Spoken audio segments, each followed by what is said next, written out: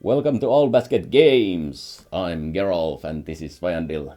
And today we're talking about food and games. Like snacking while you're playing your game. Actually, it's more about food in games. Okay, so when your character eats the food. Yes. So don't get your hands greasy. Let your character get their hands greasy. So what we're most interested in talking about is, of course, a couple of systems that these games use, how they incorporate food into the game, and we want to discuss first of all whether that system is realistic in any way or not, and secondly, which I guess is more important, is it any fun or meaningful in any way? Of course, games don't always have to be fun; they can be meaningful in many other ways. But to give a little bit of backstory, so around 4 years ago, I found out that one of my coworkers was doing this thing called intermittent fasting, and ever since then it's been a bit of a rabbit hole that we've gone through, finding out all sort of things about food and nutrients and eating and everything related to that. So of course we're not nutritional scientists, we're not doctors or anything like that. We don't know that much, but we have, it's a hobby of ours sort of to find out about what we need to eat to make ourselves more healthy and what eating food does to us. Let's talk about some systems with food in video games. Yeah, because video games, they are always an illusion of some sort, and so is the food system also.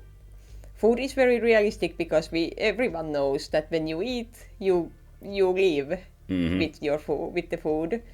So it's a very natural to put your game, if you want some kind of a health system, for example, it's very natural to think about food or first aid kits also, but food is very a logical conclusion to come to when you think about giving your character some kinds of boosts or health.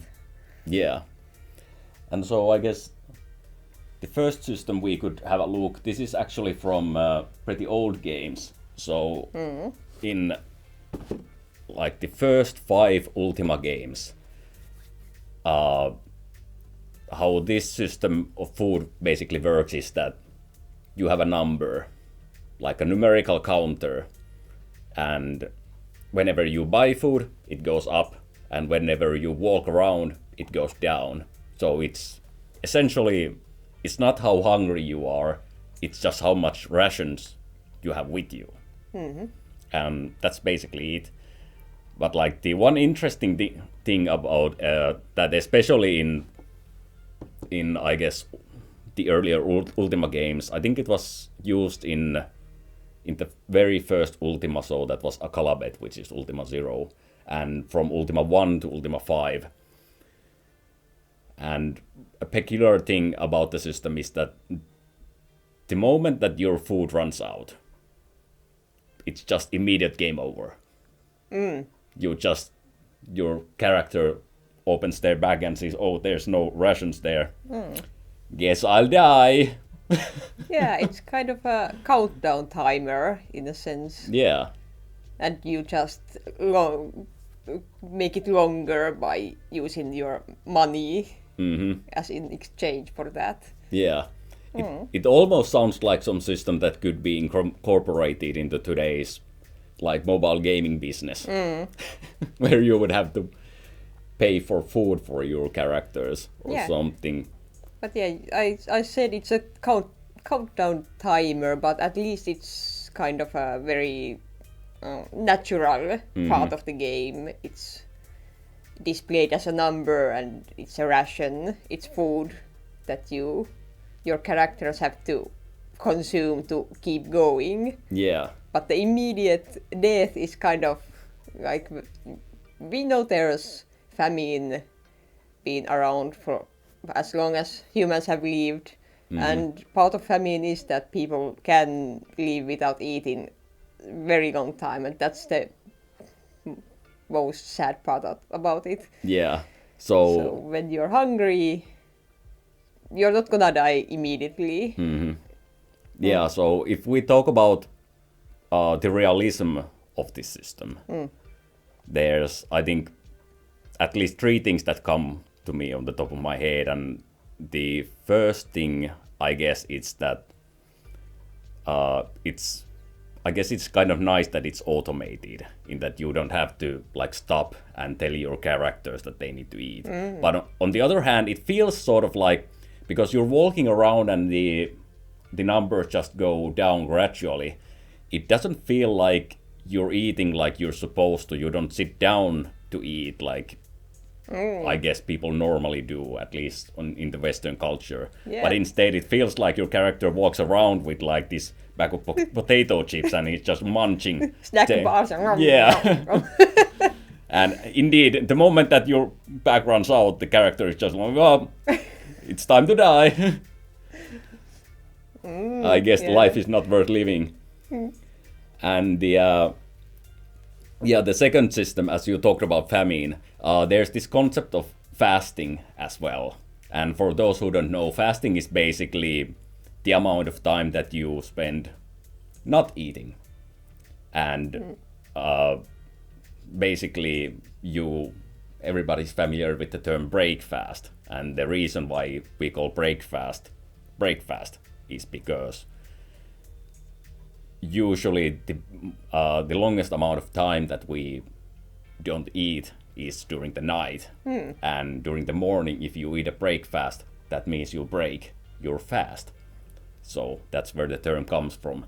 But indeed, we know that there's quite a bit of benefits to fasting as well. And we also do know, I don't know if there's all that much studies about fasting in general, because it feels kind of dangerous, because you have to be long periods of time without eating. So I don't think there's any studies about how long can people last by not eating. But we do know that people can last for quite a while, at least anywhere from several days to a week. And a lot of people have done this, myself included. I fasted for 2 to 3 to 4 days several times during the last couple of years. The one thing though, you do need to drink. So and specifically you do need water. So that's the thing that human body needs. You don't necessarily need food, but you need to drink. And the thing with fasting is that you're basically, when you're eating, your body has to use a lot of, well, of course your body is gaining energy, but also it needs to use a lot of energy to break down that food. And, transfer everything everywhere. And the benefit with fasting is that your body gets to, rest from breaking down food, and it can focus on doing other things. So in that sense, we know that you don't die the moment that you stop eating. You can last for a pretty long time. It's a very natural part of humans' existence, or any animal has this system in place in cases of longer periods of not eating. Because if we hadn't developed that system, then there wouldn't be life, because life is like that. You won't get your tummy full every day, or even every other day. Yeah. It might take you a week or two to get a proper meal, and it's very important that your body, as a humans, we also lived in the wilderness some while ago, but the animals also, they have to eat everything they get, and their body has to put that extra energy, anything that they get, the body gets, into some part of your body to preserve it for the worst times ahead. Yeah. And it's very natural, although it's in a world like ours, where we can eat everything anytime we want, because we live so comfortably with abundant food everywhere. But modern people have forgotten about how natural fasting is, and how it's actually, as you said, it's a natural and important part of a body's functional properties. Yeah. Because we like to think our body is always doing their stuff all the time, every stuff all the time. But it actually turns out that you, like you said, with eating, body concentrates on some parts of the process, and when you're not eating, your body gets to focus on other parts of the process. Yeah. And I think it also matters how long you've been fasting. That depends on what your body is doing. So there are certain functions that it only starts to do after you fasted for, say, a day or two. Like, basically start eating bad cells away and form new ones and stuff like that. So are there any games or game systems that kind of get to that fasting part of a human body function? Not that I know of. But, you could argue that if you have some kind of, like in Ultimas, you had this number system, and when it goes to zeros, you have no food, then it starts to gradually eat up your HP. That's... Yeah. Are there some games with that? Yeah, that's a very prolific system that we'll get to later, I guess, with other games. But indeed, the way that these old games work, so as we mentioned, it's not very realistic, and it's just a counter there that goes down and nothing else. But so how working is this system? Like, to me, it feels kind of unnecessary, I think, because it doesn't really serve the purpose of, like, it doesn't really serve as a game mechanic, other than, well, I guess the bigger problem is indeed that you die immediately if the food runs out, though. So I guess that means that how do I explain this? Like, it's kind of hard to find yourself basically in a situation where you sort of, oh no, I'm running out of food. Okay, I ran out of food, but I still made it somehow. So it doesn't really become a survival story either. And it doesn't really serve as a role playing because it's just a number, it's nothing special. So it does feel kind of like something very unnecessary. And I guess you can also see that in like games that we are heavily inspired by the earlier Ultima games, like Final Fantasy 1 and Dragon Quest series, where they basically just abandoned the food system and kept, well, not everything, but a lot of other important aspects of the game. I do wonder why it was added in the first place, because I played Ultima 4 many years ago, and that was one of the most annoying things. I had biggest problem with that ration system, because it really affects your gameplay style.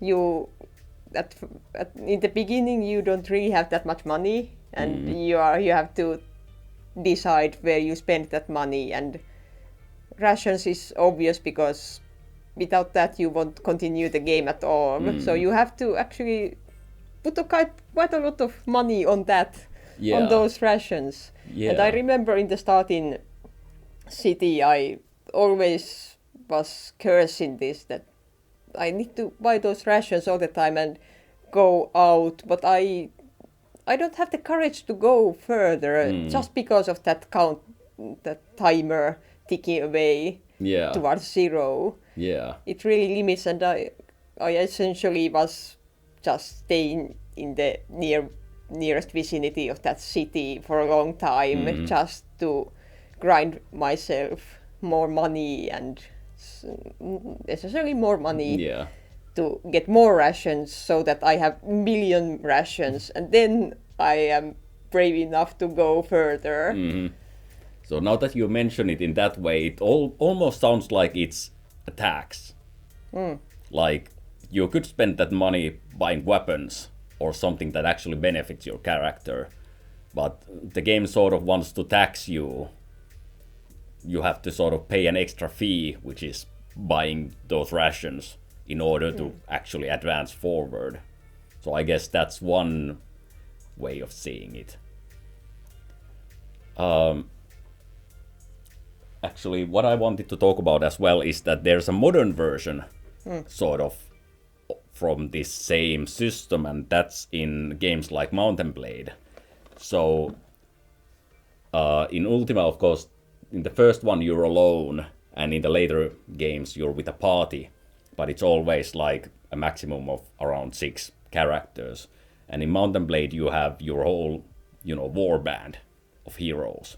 And in the same lieu you can have food. Now it's not just a number, now you can actually buy like different types of food.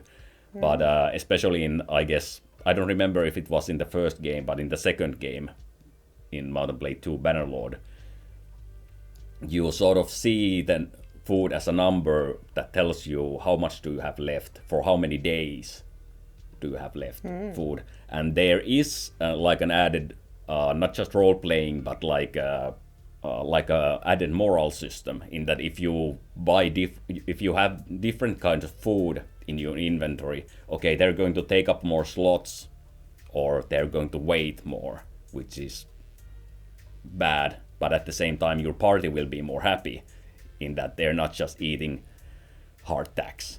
But if they're getting like wine and cheese and all sort of different stuff like that, then they get a moral boost. They'll be happier to go into battle and stuff. So I think in that sense, it's like a fine addition to the game, now that it's not just a number.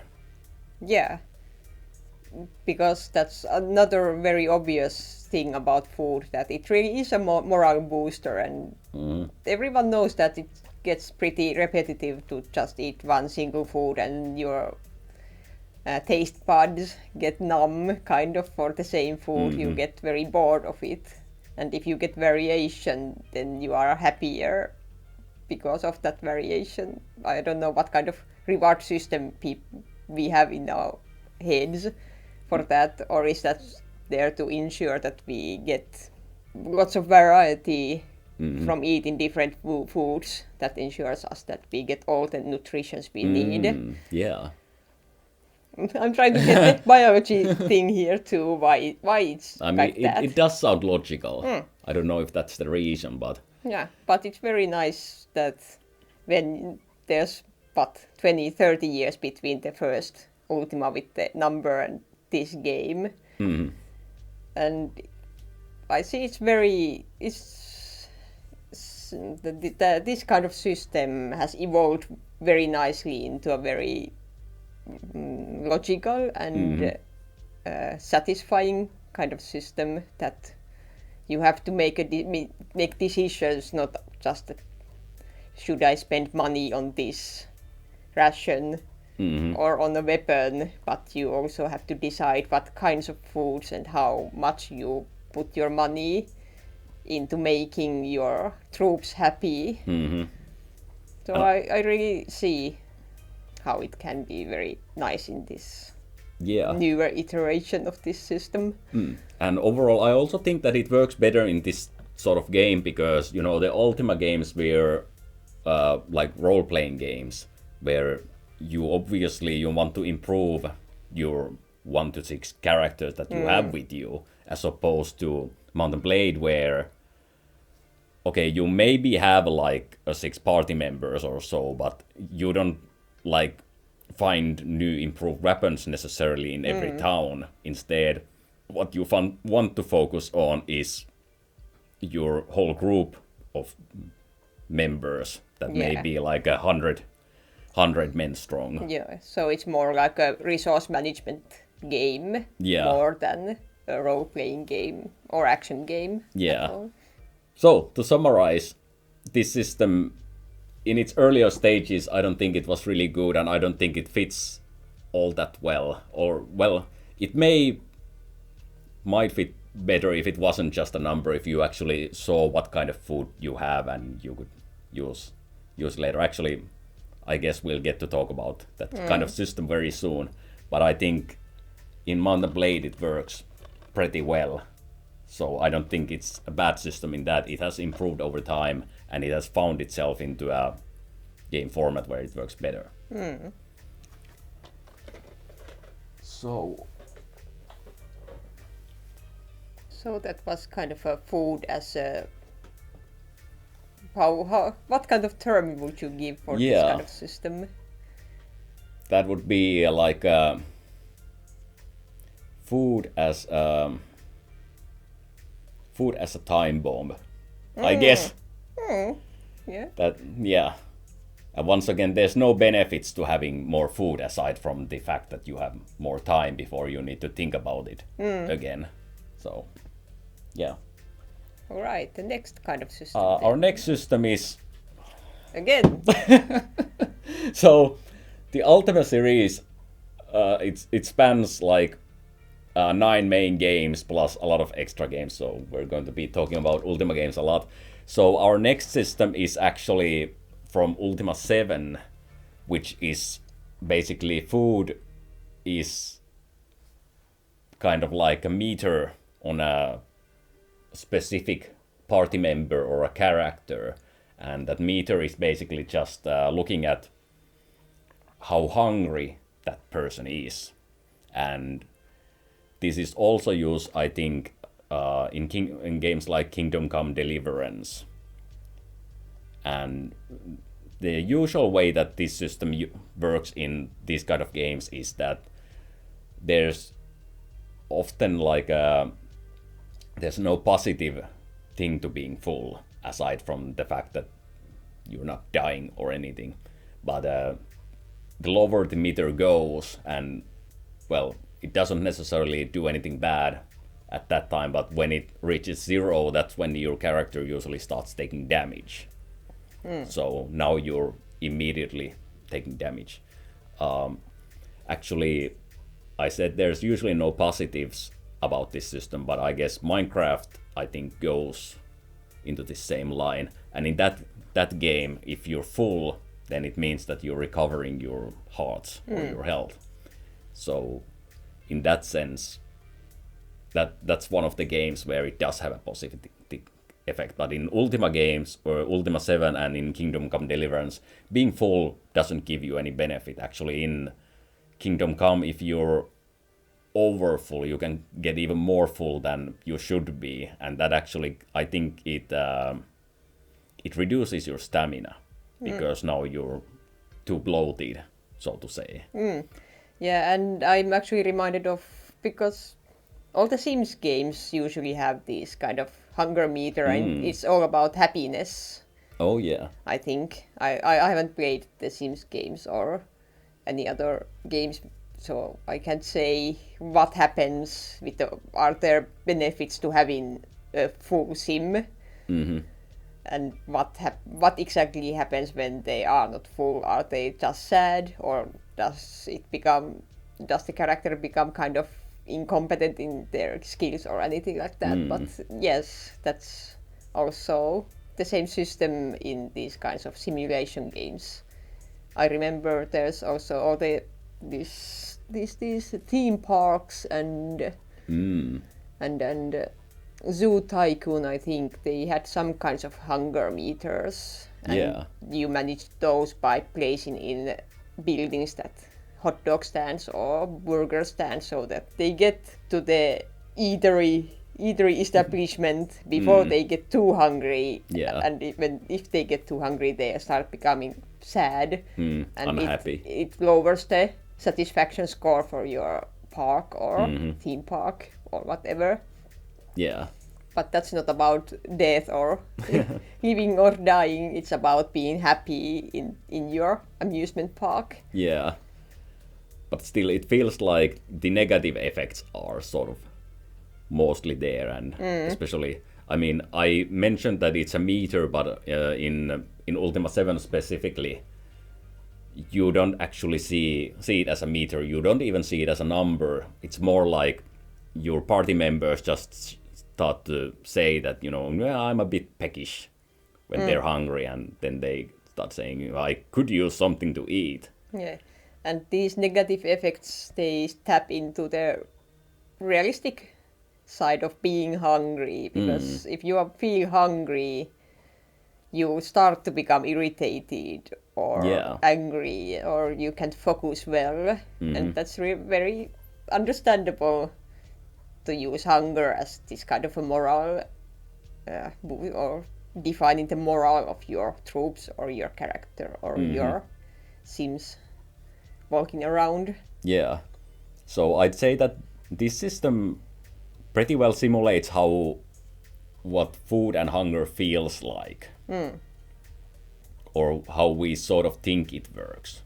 Like, once again, we talked about fasting. So in real life, if you're one day without eating, you don't start taking damage. What, of course, I guess that ties into what is health in real life. What are hit points in games? Let's not go there this time, I guess.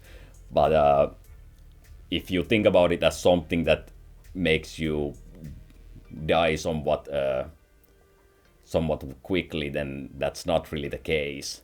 But it does feel really bad, not eating for not a long time, but if you're used to eating like 2 or 3 meals a day, and you try to stay off eating for one day, then it does feel really bad, and your body doesn't really get accustomed to it until a couple of days later. And it's at that point when your body is pretty high, probably in ketosis, where it's using your fat actually, and a little bit of your muscle as well as nutrition, and then it doesn't really care so much about the fact that you're not getting food. But aside from that, yeah, not getting food feels pretty bad, so it's natural that your characters start to whine about not getting food, and they sort of start to feel like, I'm dying, even though they're not.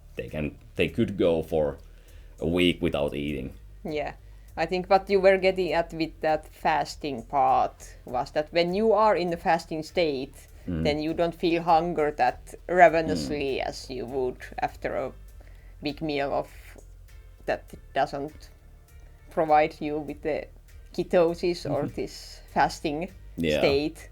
But once you've gone to the fasting state, you start to be more, your brain, the hunger is about your brain not getting enough energy, and it starts panicking. That's why why people get easily angered, and when the ketosis, so the fasting phase starts, the body starts using the fat as energy, your fat reserves, and then your brain gets the energy, and then they are happy. Your brain gets happy for getting that energy, and then they stop sending that hunger signal.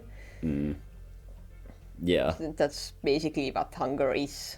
This sense of hunger, it's your brain panicking about the energy levels. Yeah. And so I guess that's the realism side of it.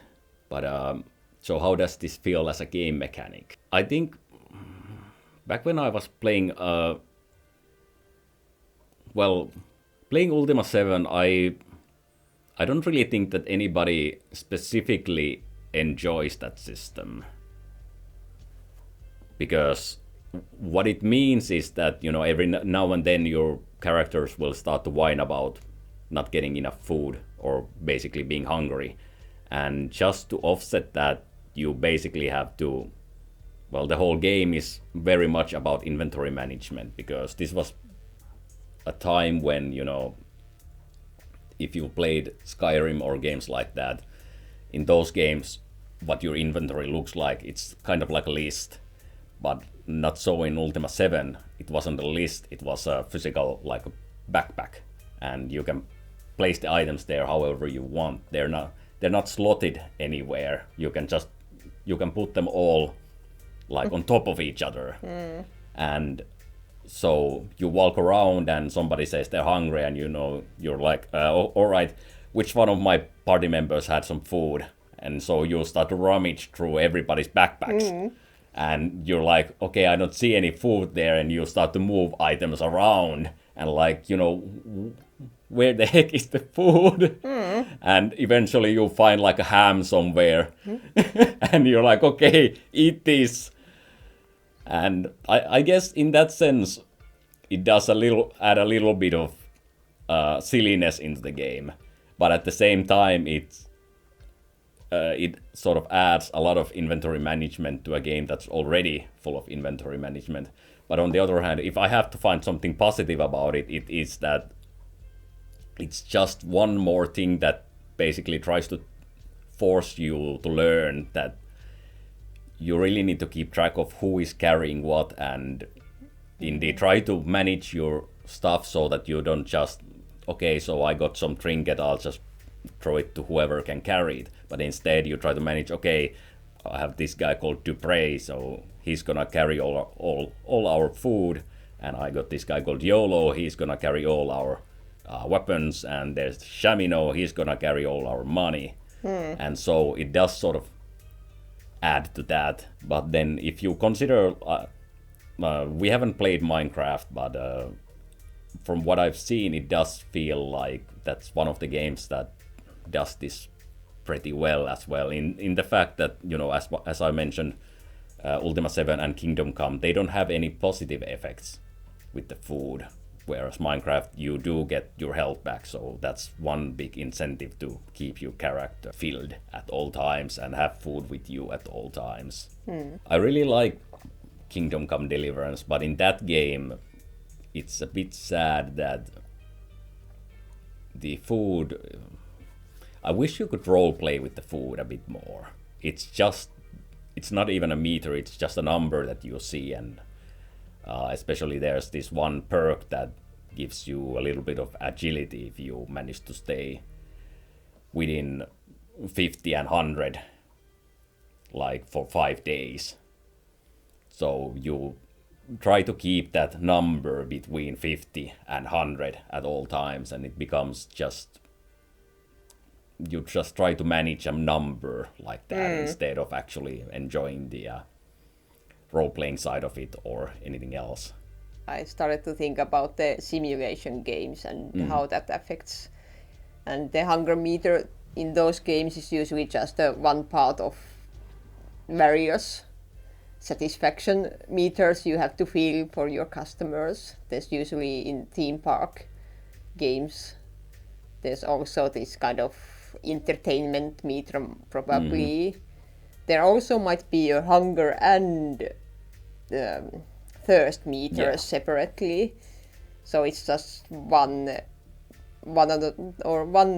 more layer to these various things you have to satisfy in your customer. So it's basically one other piece of the puzzle that you have to solve in order to make the most satisfying theme park. Yeah.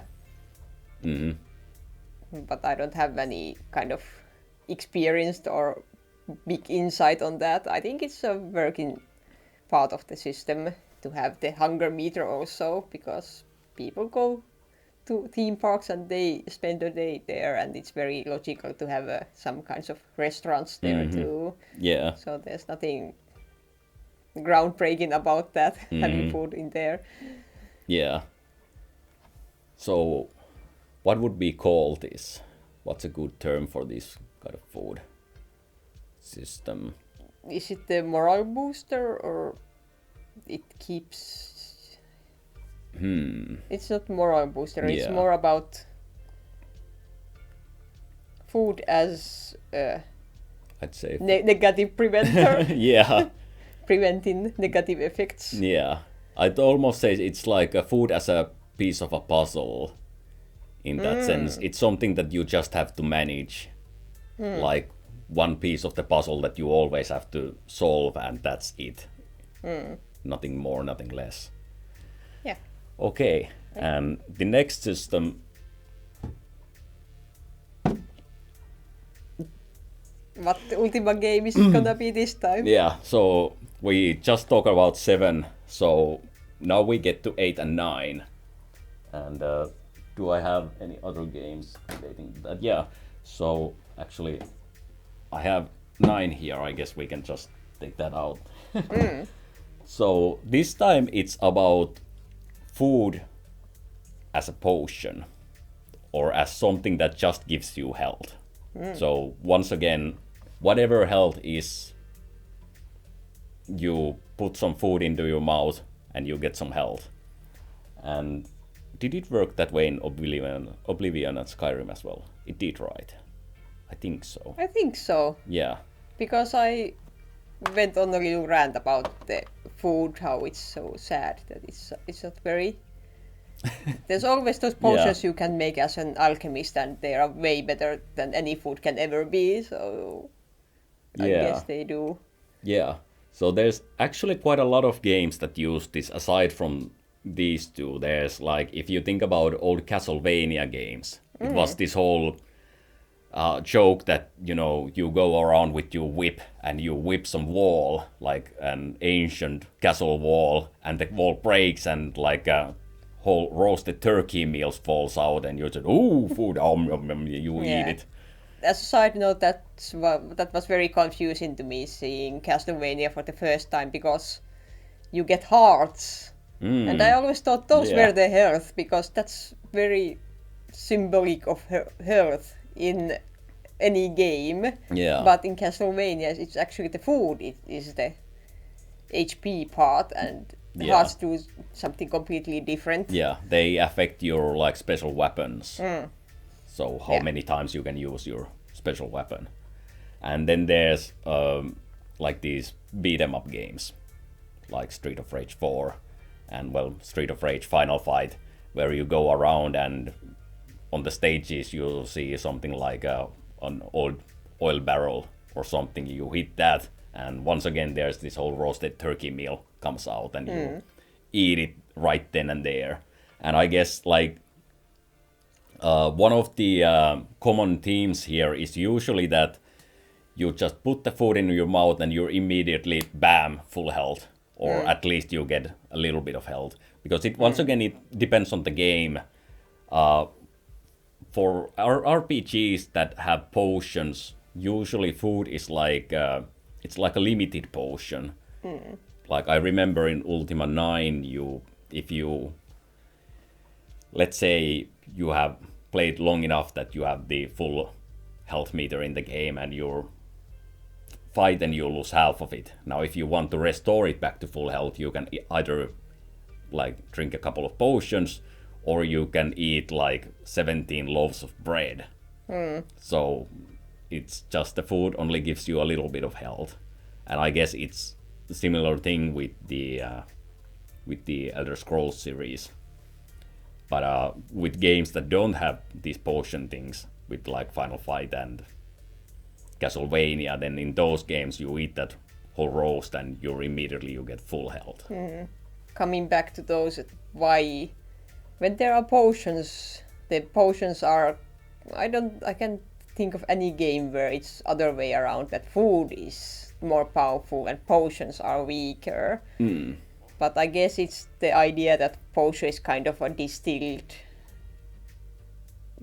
form of the food, or some distillation. It's all the good benefits in a very compact form.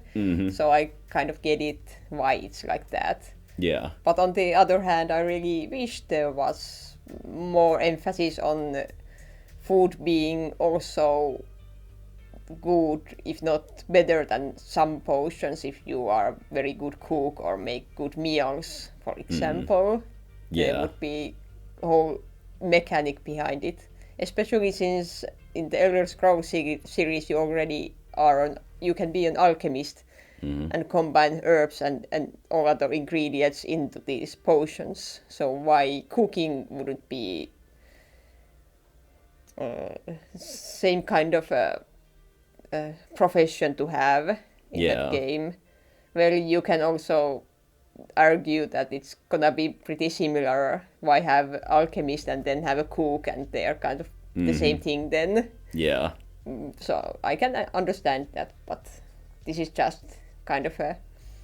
I really wish the cooking would get more love than it gets in games, because in the real world, when we have 5-star restaurants with good cooks, the master cooks doing your meals, it's very revered and it's very expensive food. So you could take that and put it in the game, becoming a master cook and selling those meals. Maybe it could be more about using your skills to get lots of money to buy yourself some potions maybe, or other things you really need for your adventures or something like that. Yeah. So you actually mentioned that there's that usually in these games, if there's potions, then the potions are weaker than the food equivalents, or basically the food, well, options.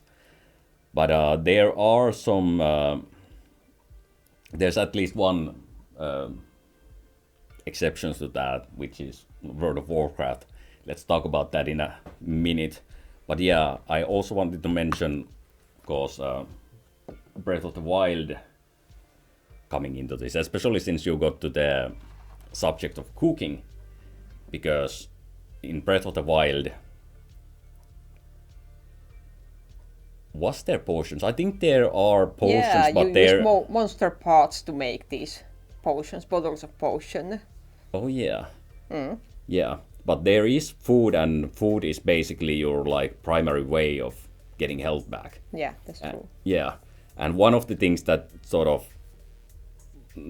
something that I lament in that game is that there are all these like recipes hidden in the world, but for the most part, if you want to make the best food, then you just slap in the biggest and highest quality meat and put a little something extra in there to make it like have some frost resistance or heat resistance or plus attack or something. There's no benefit going beyond that, beyond 2 ingredients. It would be really nice you put 7 ingredients, it becomes this mega meal that boosts 3-4 of your stats, but it doesn't really do that. Yeah. It's just waste of ingredients to put any more than you want. Yeah. Or any more to get the benefit you really want from the food. Yeah. So you mostly use 2 types of ingredients, but even then you can make these like special meals and special foods with using very specific ingredients. But as far as I understood, those don't really give you the benefit, considering that they need some, stuff that you don't come by as often. Like you need to make sure that you have cane sugar and butter and stuff like that, which you can only buy like a couple of pieces in the town whenever you go there. Yeah, and it's not a little thing, it's kind of big thing that there is this one boost that when you consume kind of this hearty ingredient, it gives you 1 extra heart. But in addition to that, you also get the full health back. Yeah. And that extra heart there. So it kind of breaks the reason. If you farm enough of those hearty items, there's hearty radishes and hearty truffles. They are very rare, but when you play a game 100 hours or even less and just keep your eye out for them, you're gonna get very lots of those hearty items, and you just put that in your soup, and that's your full health potion. And all the other these health or these that recover health, they are just 5 hearts or 10 hearts. 10 hearts is pretty good already, but when you have this one hearty ingredient, you just ask yourself, why not just put that in there and you can get the full health plus 1 heart or 2 hearts even. Yeah. So I think that was kind of a oversight for the game makers, and I don't know, but For me, it little bit breaks the game a little bit. Yeah. Once you find out that you just need to get those hearty ingredients. Yeah, and especially since if you know where to find them, then you can go and farm them over and over again, more or less. Yeah. But so about the realism of these systems. So, well, once again, I guess we do get stuck with the fact that it depends on your definition of what health or hit points are. For the player, like there's this whole argument that hit points isn't really, it's not how much damage you've taken, it's more about, say, your luck. So as long as you have health points or hit points, then you have luck that you're not dying to the next attack. And the moment you run out of hit points, that's when the one arrow or one blow that your enemy does, that's when it deals an immediate mortal blow. But if we if we just consider hit points as your overall health, let's say the cuts you've taken and stuff like that, then obviously this isn't really a very realistic system, because even though food does have you need food so that your body can gradually heal itself up as much as it can. But it takes weeks or months even Yeah. to do that, but these effects are immediate in all of these games. Yeah. So from a realistic standpoint, it doesn't really make any sense. But on the other hand, so if we talk about the gameplay design, I think this is it's a pretty nice system, and it's pretty, I don't know why, but it feels, like you mentioned, it feels very clear that you eat something and you become more healthy, you get your health back. So it feels very natural. Yeah, it's kind of the benefits of food, but you just cut the corners and the time it actually requires the food to take effect in your muscles or the wounds you've accumulated. Yeah. It just kind of speeds up the process for gamers. Benefit. And I think it feels very satisfying in some cases, like I mentioned Final Fight. Let's say you're almost at full health and you break a barrel and you see that roasted turkey, and you sort of leave it there and you can still keep fighting against enemies, and maybe they hit you a few times and maybe they start to overpower you, and you can just go and grab that turkey and then walk back, and now you're back in the action. So as a game mechanic, it can feel very satisfying in those sense. But I guess in RPGs where it just gives you a little bit of health, in those games, I don't, especially in Ultima 9, I don't think it really served much of a purpose other than to, make poisoned bread at the start of the game and then poison Lord British and have him pass out. But yeah, so it can feel like a pretty satisfying system, or it can feel like something that, should it really even be in this game. But at this point, I do want to talk about the last game that I think still fits into this same category. So how World of Warcraft does the same thing. So first of all, food is more powerful in this game than potions. If you drink a potion, let's say you get 1,000 health point backs, it's instant, but you just get 1,000 health points back.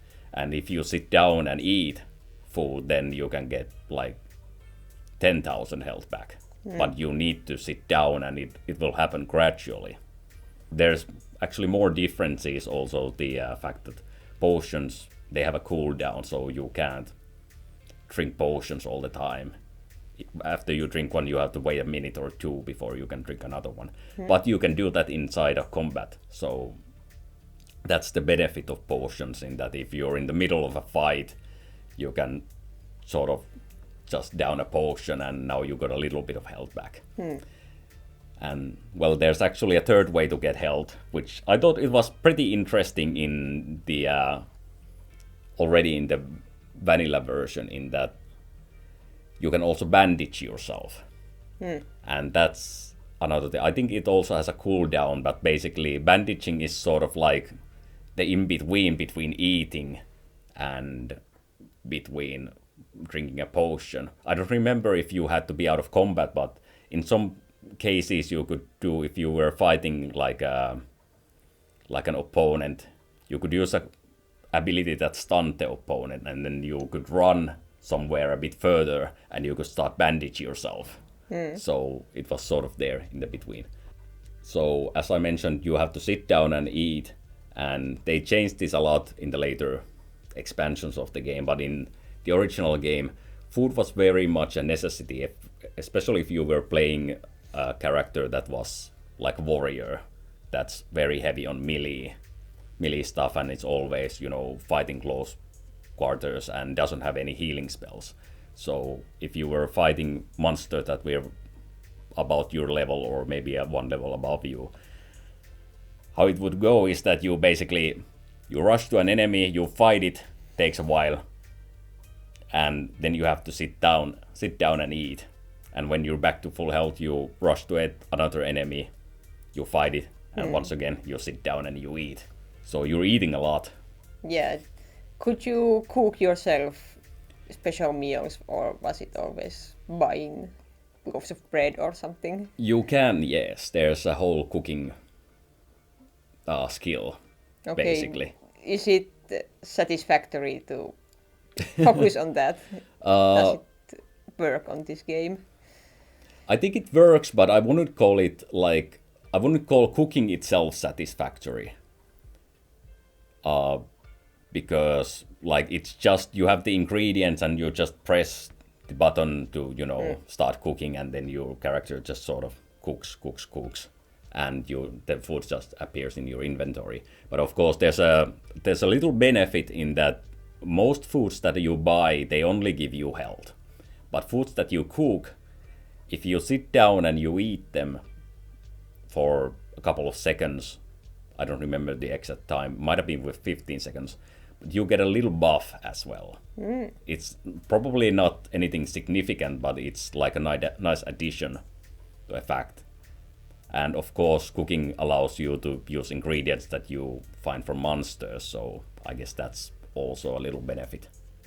Yeah, so they actually took that, making yourself your own food part, and made it kind of good. Yeah. So it's not just an afterthought put in there and nobody is never gonna use it. Yeah. Yes. At least they've tried to make it a good. I don't know how it's nowadays. How have they improved the cooking thing somehow for the World of Warcraft game? But yeah, I think one good thing about, well, first of all, the great thing about cooking, I think, is that in the game there are professions, and there's stuff like leatherworking and blacksmithing. But the problem is that you can only choose two professions, and then you're locked out from everything else. But there's like 3 professions that are available to everybody regardless of what you choose. That's first aid, fishing, and cooking. So everybody can cook. And about if they improved it, one thing that I did really like, it was somewhere around, I think, Wrath of the Lich King expansion, that they made it so that you can cook feasts, and that's not just something you eat, that's something you put on the ground and everybody can eat it. So I thought that was really nice, especially if you have like one guy that in your like raid group and you can make it for everybody. So that was a cool idea. And the other thing that I really like, what Valve does, what World of Warcraft does well with the food, is that you can actually see yourself eating. And somebody may consider that like a small thing, but with these other games, there's really like no indication, or maybe your character does like, jump, and that's it. But in World of Warcraft, your character sits down and they have that loaf of bread on their hand and they put it in the mouth. in their mouth for as long as the eating effect lasts. So it is something that also helps with role playing or the sense of immersion that you're actually drinking or eating something.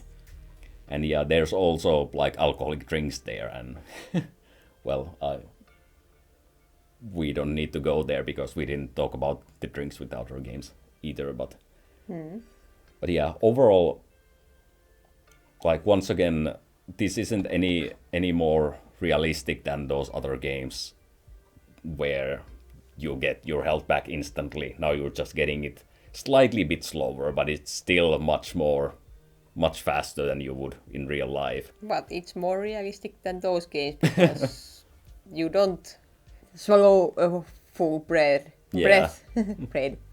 You don't swallow a full bread down your throat. You eat it slowly. Yeah. So it gets. I really like the sound of everything you talked about eating in this game. It really sounds like they really wanted to put food more on the pedestal than the other games before that did. Yeah. So I really applaud them making food more of an important part of playing the actual game and making yourself survive through another fight. So it's slightly more realistic. And I'd say that for me it was also the most satisfying, I guess. This is like the food system that I like more or less the best, which is strange to say because, as I mentioned, especially if you're playing Warrior, which I leveled quite a few in my time, but like the fact that you have to fight an enemy and then sit down for like good 10-20 seconds so that you've eaten enough so that you can fight the next monster, not like the next group, but just the next one enemy. It may sound like, who finds that fun? Nobody. And that's probably what the like World of Warcraft developers themselves thought, because they've taken all that out later. Now you can recover health using all sort of abilities instead. But I preferred that. I thought there was like, fights felt more meaningful when it's not just you charge into this monster and you charge into the next one and you charge to the next one. You actually have to sit down and strategize a little bit. It gives you a breather and so on. So I liked it, even though it seems like a hindrance. Yeah. So food as health. Food as health, or food as tiny potions. Okay. Next up, we have games like Harvest Moon, where it's not about health. It's, well, I guess these games don't necessarily have health. Or I guess Stardew Valley maybe has health. Not quite sure. Yeah, it does. So it's food doesn't give you health back, or, well, it may give you also health, but more importantly, it can give you stamina. Or, I guess I used some other term before, I can't remember it now. But yeah, you get more stamina back so that you can keep working. And that's it. Yeah, so that's kind of what the food is for people. It's your energy boost for the task you're gonna do. Some foods like sugars and carbohydrates are kind of that energy boost for your immediate tasks. But food overall, the fat, the proteins, all of it is what keeps you going. And if you lack something, if you don't eat enough, if you don't get some nutrients, it makes you slow down probably, or not work as efficiently as you would. So are you saying in this game it's kind of, does your abilities become kind of worse with food, or is stamina just you can do the tasks and you can't do the tasks? There's no in between. I think it depends on the game, which Harvest Moon or which Harvest Moon like game we're talking about. I think the very first one worked in. No, okay. I can't remember the exact details, but I think some of the games work in the way that you can still do the activity, like, wielding a hammer to break rocks, or wielding an axe to break trees or cut trees. But if you run out of stamina, then your character sort of falls down to rest after every hit. And that's basically the problem. Whereas in some games, your character just won't do the actual task at all. So you need to have stamina to keep doing that, whatever you want to do. All right, but that's pretty straightforward. Yeah, it's pretty straightforward. I keep thinking about the realism part because on one hand, like, it depends on the meal you're eating, of course, because let's say you've eaten a really big meal. In these games, I think that's always a good thing. You always get more stamina back, but in real life, it can just make you sluggish and tired, actually.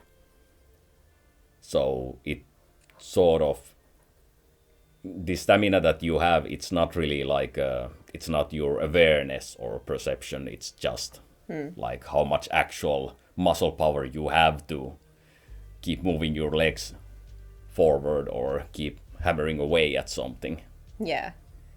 Actually, you mentioned this on the Kingdom Come game, you can overeat. Yeah. So that's one game that does that, but it's not about stamina, it's other stat. Yeah.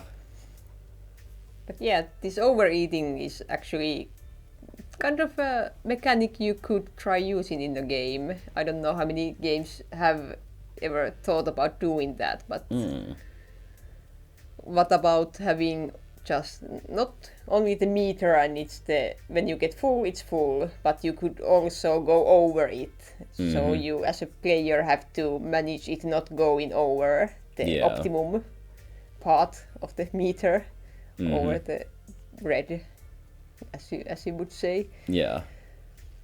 That sounds pretty interesting. Of course, you have to implement it well, but that's kind of a very realistic way of depicting how food works. If you overeat, you're gonna get some negative effects from overeating. Yeah. And I do think at least in theory, I do like that if some game put some effort into the food system, they could also make it so that you need to watch out a little bit what you eat. Yeah. In that, well, I guess in Kingdom Come you can eat like rotten food and that will poison you and stuff like that. But aside from that, like, are you getting enough nutrients and what kind of foods you're eating? And that would basically make your character stronger or not. So I guess that would be a pretty interesting thing. But yeah, in these games, it's mostly about the stamina. And as I mentioned, in Stardew Valley, in games like these that do have like combat, then it can also give you health and probably some other benefits. But for the most part, it's just to get your stamina back. That's the big thing. So, do you think it's a good system in these games? Or does it feel bad somehow? Or anything? I think I do like it in the sense that, once again, all of these games, well, not all of these, I haven't played all Harvest Moon games. I played the one on the Super Nintendo, the first one, and then I played this is on GameCube, and then I played Stardew Valley. I think they all have sort of their own systems, and I can't remember how this one specifically worked. But in, I think, Stardew Valley especially, I do remember it felt nice that, in the morning you sort of make yourself like lunch, take with you as you run off. And then you do things, and when you sort of run off of energy, you eat that lunch.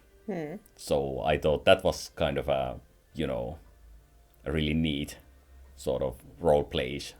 And not just role plays, but, like neat mechanic. Yeah.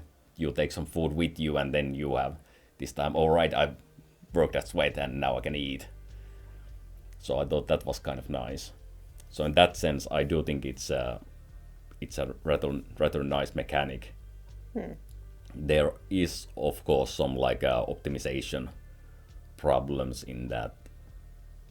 I do remember, like every time, you know, at the start of Stardew Valley, it feels like you're always running out of energy. It's kind of hard to find any like plausible food, especially at that point, because everything is so expensive.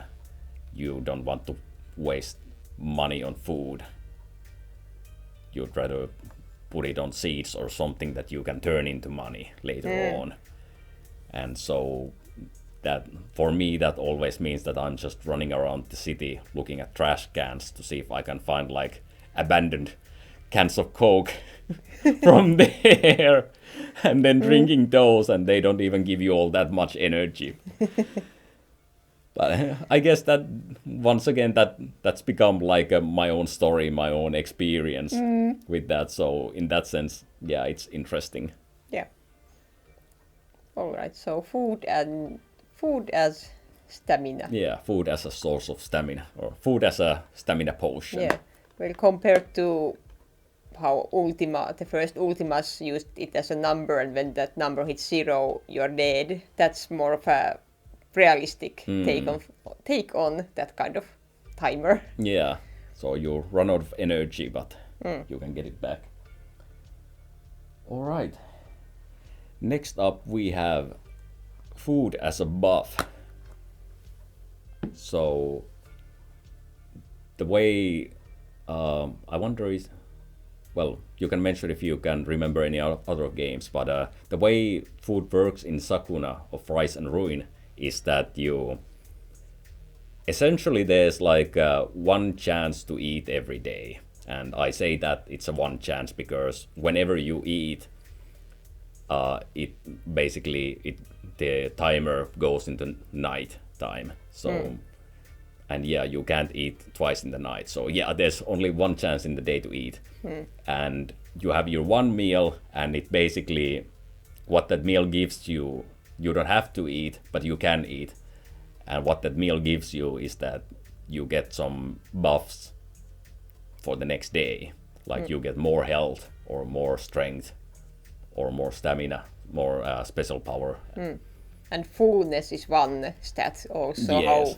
How long those buffs last for the character. So basically, it's not, let's say you eat something that gives you like plus 20 health. That plus 20 doesn't necessarily last the entire day. It only lasts for as long as you're full, or as long as you feel like you've eaten. And you can eat foods that, you know, increase that fullness so that it lasts longer. So I think overall, this is something that I really liked, because first of all, it doesn't force you to eat. It's not something that you need to necessarily do all the time, but you want to, because the effect is pretty great. Of course, depending on what you eat, some foods don't give you almost anything at all, and some food may give you other benefits like poison resistance or fire resistance or something else. Or something very specific, that you make more damage during rainy days. Yeah. Or something very specific like that. And well, not just the mechanic that you increase your stats temporarily with food, but also they tie the whole system into this fact that you're not eating alone. You have this whole like family with you, and whenever you eat, the family eats with you. So I thought that was really nice. You get some stories, the characters talk to each other about various topics. And if they don't talk, you get to hear their opinions about the foods you chose. And if you don't like it, they will have opinions of it. And it's pretty fun. Yeah.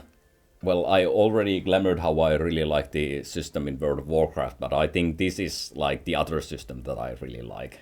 In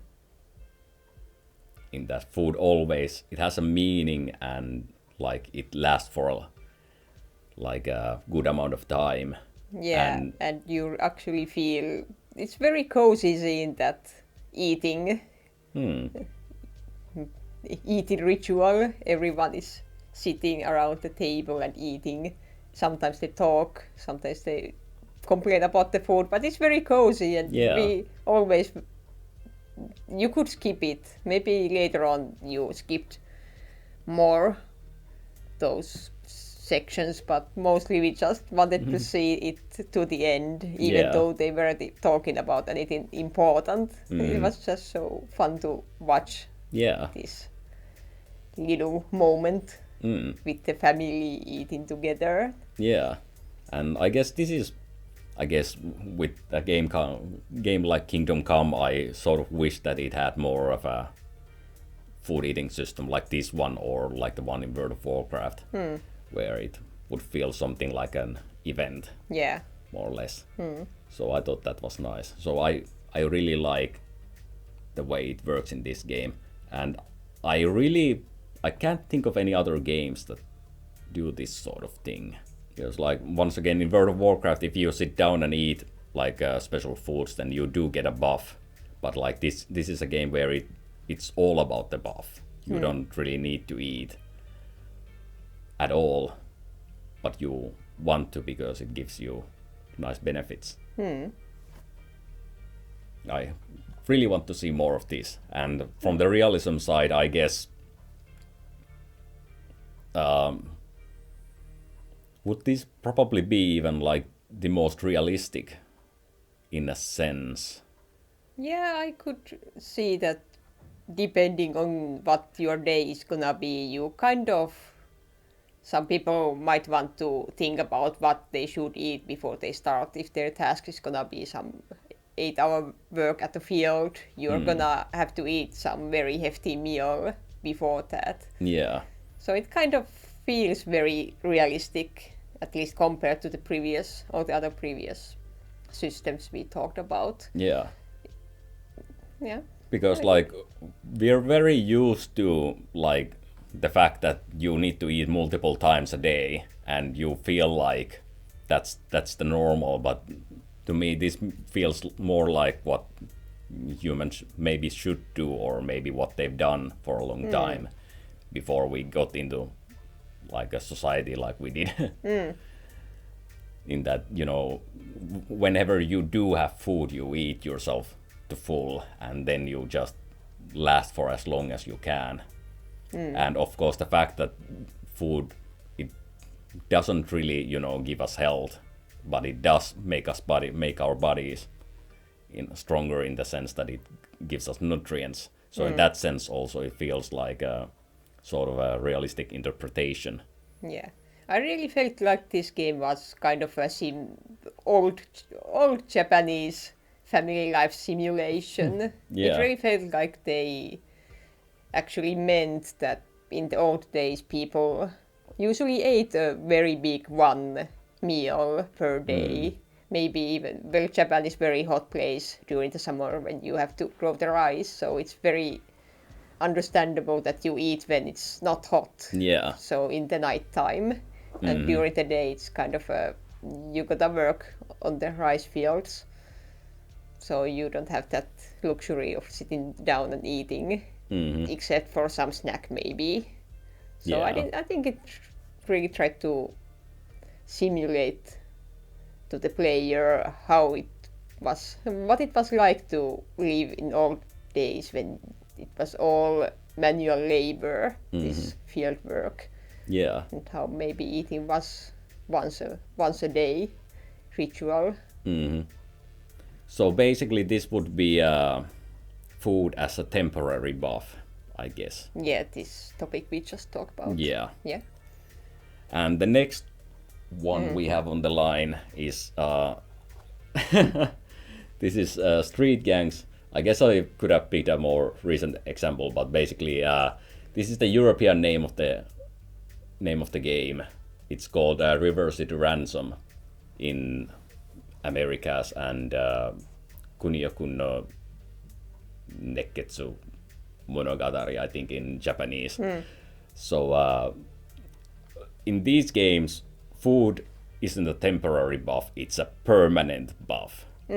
So what you do in River City Ransom is that you go to a restaurant. Well, actually, let's start from the beginning. So what you do in River City Ransom is that you go to the streets, you beat up a bunch of guys, and after you beat them up, those guys, they turn into coins that you pick up. And then you go to a restaurant with those coins, and you give the coins to a bartender, and he comes and he gives you a plate, and the plate has food in it, and you guy grabs the whole plate and puts it in their mouth. And now you are permanently stronger. So that's +6 to strength right there. So it's kind of food as a level up system. Yeah. If we look at like the realism of it, in a sense, food, sure, it does make you stronger with the nutrients and everything, but the problem is that you do need to get those, like, well, once again, not necessarily every day, because you can fast, but more or less your body uses them up. Regularly. You have to regularly fill those meters. Kind of. So in that sense, it's not really realistic at all. But I think it kind of taps into this belief that foods are something super, or they have something beyond the nutrients they carry. This is just a stray thought from my head that same thing with drugs and medicine, that you take something and it gives you something. People maybe tend to think that it lasts for a very long time or forever. People tend to be like that they really want to see things. When you see your situation as something, then it will continue to be that for the rest of your life, unless you get yourself something that boosts that or changes that course. Very deep conversation about why food is a permanent thing in here, because probably they were just thinking it's very funny. You're in the streets, and what's your way of leveling up without leveling up with the numbers that RPGs use? You go to the restaurants and bars and vending machines and buy yourself foods or game cartridges or magazines and eat those and get the boosts, and you can customize your characters that way. You can choose what you eat and what stats you want to boost.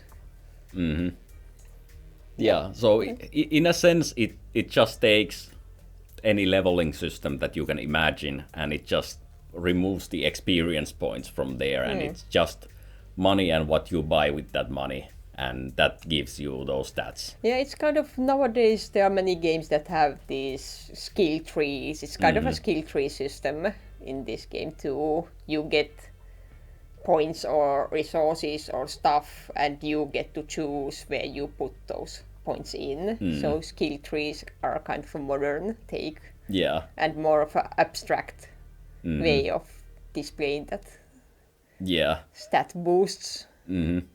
And one thing, I don't know if it's a good thing or not, but of course, one of the things with these games has always been that you don't really, you enter the pizzeria and you see the menu, but you don't see what you get from eating those foods. So you need to eat that whole plate of pizza first, and then you'll see, okay, so that gave me +2 strength. And you think, okay, I don't want strength, I want agility.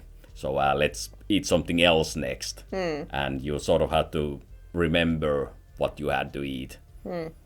You could sometimes make some educated guesses from the food, but not all the time. Yeah, depends on the game. I think the first River City Ransom game was really bad with giving you any sort of example. I think we played Scott Pilgrim versus the World, the video game.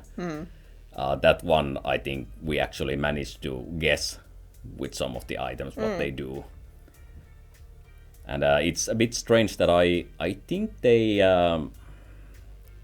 well, okay, so first of all, the Reverse Ransom series sort of like branches at some point. There's this game series called Renegade, like the Renegade game line, and then there's the Reverse Ransom line.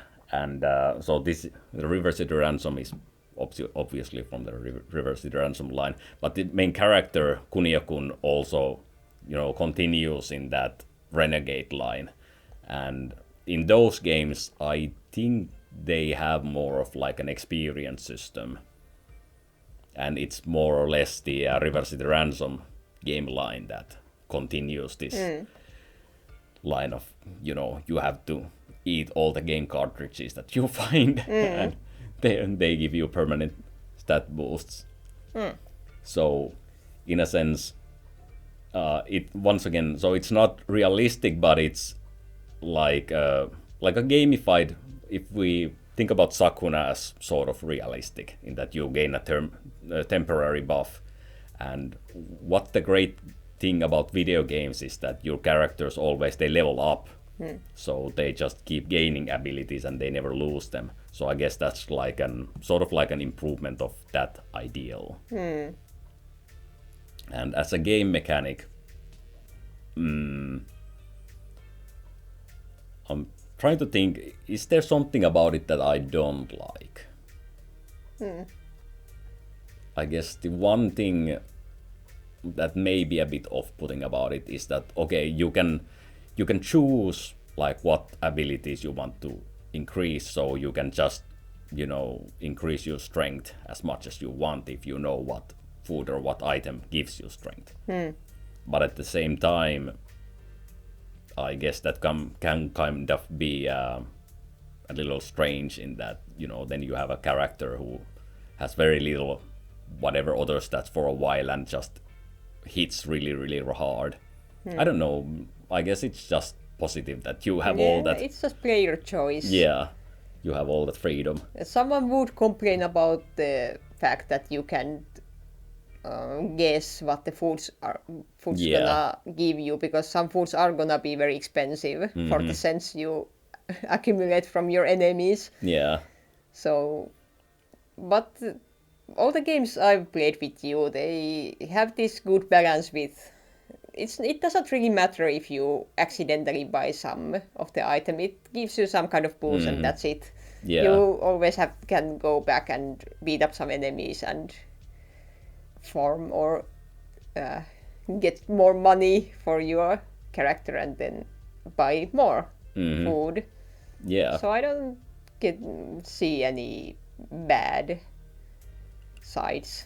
It's all about the implementation, how the whole context of the game works. But all the games I've seen or played have this good balance with this trial and error of buying, giving or spending your hard-earned money, and at least getting something. Yeah. And sometimes there are disappointments, but then you pretty well remember, well, let's not buy that anymore. Yeah.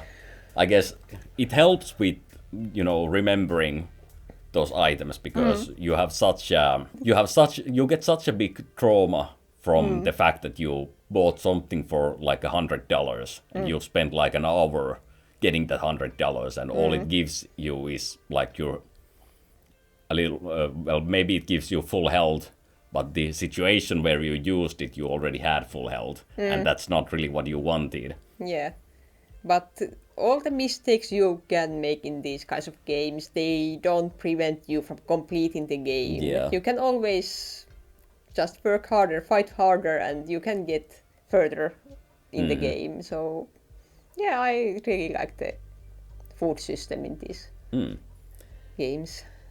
And one thing I just remember, we were talking about overeating. So I was pretty sure that there was some other game that had like an overeating something mechanic. And that's this game. So the food doesn't just give you permanent stat boosts, it also gives you health back. Yeah. And it doesn't just give you your health back. If your health is full, so basically if you're full, then you get more health. So that's sort of like an overeating effect, I guess. And I don't really, well, I don't really know what's the like realism there or whatever.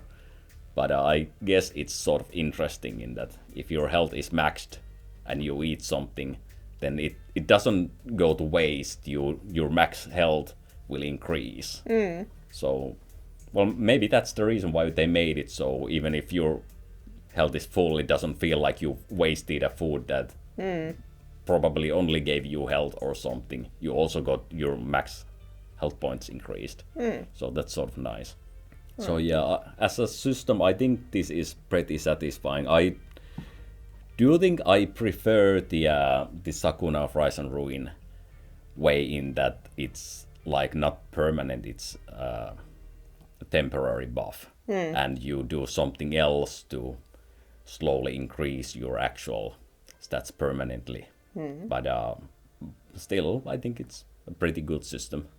One more topic that I want to, or system I want to touch is if you think about like strategy games, and where you have like this central amount of food you keep for your like subjects, so to say. I guess there's different kind of systems like that. For example, in Total War, once again, in there, like Total War Shogun 2 is actually the one that I played the most. Food is just like a resource system that basically manages how much you can improve your cities. I think I'd have to like have a look at those a bit more because I can't remember the details of many other games. Yeah, but I remember World of Warcraft 3 has this number and it's just a cap for how many troops you can get for your team. Yeah, so it feels like a lot of strategy games use food very differently. Like they have different kind of methods. In the Stronghold, you need to build this whole chain of making food for yourself. Like you first need to build farms, but farms isn't enough. That just gets you wheat. So you need to build a mill to grind that wheat into sacks of flour, and then you need to make bakeries. So they take those sacks of flour and they turn it into bread and they put it into your granary, and now your people can eat food from the granary. Yeah. So there's that kind of system, and I'm pretty sure that something like Seven Kingdoms used food in some different kind of way, and yes, Total War uses in some kind of different way. So how is it in Age of Empires games? Is it a cap? Yeah. So in Age of Empires, it's actually just a resource. So let's say if I want to make a spearman, let's say it costs like 40 wood and 30 food. So you just need to have 30 food and that 40 food, and now you can make one spearman. So it's just a resource that you use and gain. Yeah, it's a kind of a money or currency. Yeah. You talking 3-4 different currencies in the same game. Yeah. But in say Total War Shogun 2, you have this like amount of food, and it's kind of similar in a sense as in Warcraft 3 in that you don't use up that food in any way. It's just if I have a surplus of food, let's say I have 10 food, then that means I can improve things in my cities. Let's say I can build a fortress in that city, and that will use 2 surplus of food. And I can keep improving my cities as long as I have surplus. And if I no longer have surplus, then well, I can still improve things, but now people will get unhappy because there's not enough food for everybody. So yeah, I guess talking about strategy games and how they use food, that's a whole another topic for its own film. We'd have to actually play those and think about them, but this was a little bit of a sneak peek for that already. So that was a whole bunch of systems. Did you have a favorite out of these all that we talked about? Yeah, I already gave quite a lot of praise on the street gangs or the River City Ransoms level up system in food form. The health, food as health or stamina, it's kind of very, it could be any other resource or stuff. It could be money or anything actually. So it's very general system that you could, it's just food happens to be the form that system takes in some games, and some games might have some kind of other form for the same system. So it's very hard to say favorite because some of them are very mundane or some they're just there, and then Sakuna really excels on making this food kind of a special system that I hadn't seen before, so it actually gets bonus points just because for the novelty factor. And so the favorite part is, I don't want to say absolute favorites, but very interesting that I'd really like to see more games play around with them. So it's gonna be Sakuna's food as buff and River City Ransom's food as level up system. Yeah. So those are more or less the clear winners, and for me, of course, the World of Warcraft was indeed also. For the most part, these are the ones that we really want to see more of, and I'm just really glad that for the last, I guess, 5 or so years, we've been getting more River City Ransom type of games. And of course, I'm really happy about Sakuna. It's been a great game overall. And World of Warcraft, well, it's shit these days, but used to be great back in the day. So those were our picks, and we may talk a little bit more about what would actually be like if we had to design a realistic game system. But, around food. Yeah, around food in a video game. But for the most part, these were the ones that we found like the most satisfying, or the ones that we want to see more of. That's our answer. So, of course, we haven't played every game in the entire universe. Actually, we played very little games in the end. So, if there's any other like interesting game system or food systems in video games you found out that you really like, please tell us about them. We'd love to hear about them and play games where we can experience those. So aside from that, we've been Geralf and Vajandil of the Owl Basket. Yeah. We'll see you next time. Bye bye. Eat well.